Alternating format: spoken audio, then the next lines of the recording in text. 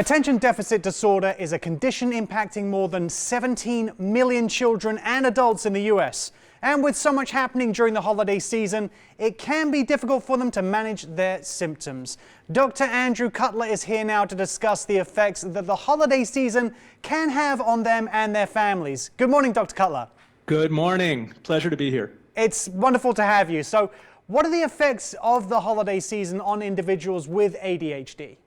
Well, people with attention deficit hyperactivity disorder can have trouble with paying attention, staying focused, being organized, remembering things, which all create problems during the holidays. Also problems with controlling behavior and emotions. So with all of the change in routine and the disruption and the chaos, it can be especially difficult. So it's important to try to maintain routine, pay attention to healthy lifestyle like getting enough sleep, watch your diet because of all the unhealthy food that's around. Exercise can be helpful. Using things like to-do lists and setting alarms on your phone to remind you of appointments and obligations can be very helpful.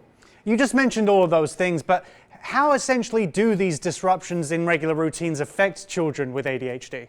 Well, children in particular are going to have trouble with remembering what they're supposed to do. They are going to have trouble with their normal chores.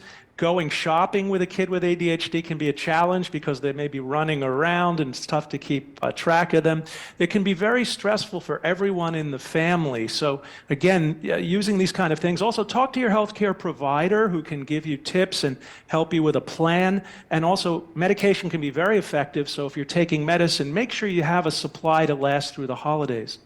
How are family members of individuals with ADHD also impacted during the holiday season? Well, you know, ADHD affects not only school, not only work, but your whole day, all of the relationships you have. So it can be stressful for a parent who's already trying to manage all the chaos of the holidays to then have a kid who is not doing what they're supposed to do, forgetting what they're supposed to do. It can be stressful on the parents, their relationship dealing with a kid, and also on siblings because the kid with ADHD could be disruptive and annoying the sibling. What are tips for adults with ADHD to prioritize self-care during a time in which so much is happening?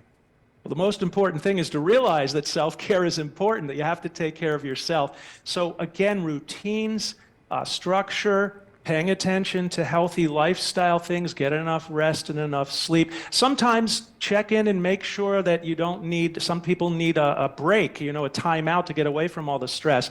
And talk to your healthcare provider. Very effective treatments and help is available.